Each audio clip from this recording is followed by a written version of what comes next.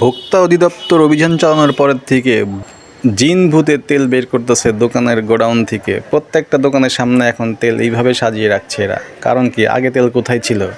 আগে ছিল দোকানের সিলিংয়ের উপরে যে গোডাউন থাকে সেই গোডাউনের মধ্যে লুকিয়ে রেখেছিল প্রত্যেকটা দোকানদার। কম বেশি সব দোকানদারই এই অপকর্মের সাথে জড়িত হয়েছিল এরা। বাজারে তেলের সংকট তৈরি করে চড়া মূল্যে বিক্রি করার জন্য প্রত্যেকটা দোকানদার এই কাজ করেছিল।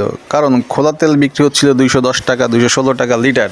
সেদিকে এই বোতলজাত তেলগুলো কিনা পড়তো 175 টাকা লিটার। অর্থাৎ প্রত্যেক লিটারে 26 থেকে 27 টাকা প্রফিটের আশায় ওরা এই রমজান মাসে এই কুকর্মের সাথে জড়িয়ে পড়ে। বড় বড় কয়েকটা মুদি দোকানের সাথে কথা বললে তারা বলে, ভাই এই 5 লিটার তেল বিক্রি করে 7 টাকার বেশি লাভ হয় না। তো এখন আপনারাই বলেন 800 টাকা ইনভেস্ট করে আমরা কেন 7 টাকা প্রফিট করব? তাহলে কি আমাদের সংসার চলবে?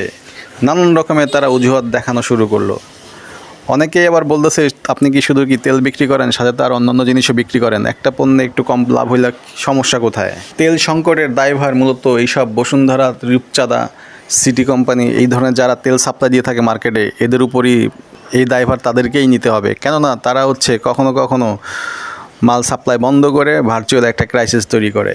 সারাদিন বাজার ঘুরে ঘুরে এই একটা দোকান পাইলাম যে হচ্ছে সততার সহিত সত্য কথা বলল।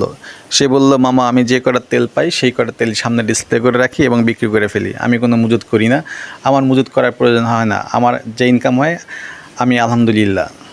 প্রত্যেকটা ব্যবসায়ী যদি ওনার মতো হতো তাহলে আসলে বাংলাদেশের চিত্রই কিন্তু পরিবর্তন হয়ে যেত। কিন্তু দুঃখজনক, ওনার মতো কেউই হবে না। সবাই যার যার আখেরি চিন্তা করে, কিভাবে লুটপাট করা যায় সেই চিন্তায় সবাই মশগুল। 1 লিটার তেলে 25 টাকা বেশি লাভ করার আশায় দেখবেন এরা মজুত করে থুয়ে দেয়। অন্যদিকে দেখবেন প্রত্যেকটা মুদি দোকানে কিন্তু বড় বড় ইন্দুর থাকে, সেই ইন্দুরে কিন্তু তাদের চিনির প্যাকেট, আটার প্যাকেট, ময়দার প্যাকেট হাবিজাবি কেটে করে নষ্ট করে দেয়। মানে একদিক দিয়ে লাভ করতে চায় অবৈধভাবে, অন্যদিক দিয়ে আল্লাহ কিন্তু ঠিকই বিচার করে দেয়। এরপর এই মূর্খদের জ্ঞান আসে না, এই মূর্খদের চোখ খোলে না যে আসলে এইভাবে জিম্মি করে মানুষের কাছ থেকে অতিরিক্ত মুনাফা আদায় করাটা ইসলাম পরিপন্থী না। এই তেল যখন মার্কেটে সংকট, তখন কিছু নতুন নতুন কোম্পানি তারা কি করলো, তারা হচ্ছে সুপার তেল প্যাকেটজাত করে 200 টাকা, 216 টাকা কেজি বিক্রি করা শুরু করে দিয়েছে। দোকানদাররা বলতে শুরু করলো, রূপচাঁদা, বসুন্ধরা, সিটি কোনো তেলই মার্কেটে নাই, আছে শুধু হচ্ছে পাম অয়েল আর হচ্ছে সুপার। যদি এগুলো নেন নেন, না নেন নাই। আর যেসব আছে সেগুলো হচ্ছে বেনামা কোম্পানি, যাদের নাম পূর্বে কেউ কখনোই শোনেনি। অর্থাৎ সুযোগ বুঝে ভালো জিনিসের দাম কমে গেল আর খারাপ জিনিসের দাম অনেক বেড়ে গেল। কাদের জন্য বাড়লো? এই কিছু অসাধু ব্যবসায়ীদের জন্য। এখন মূল কথায় আসি।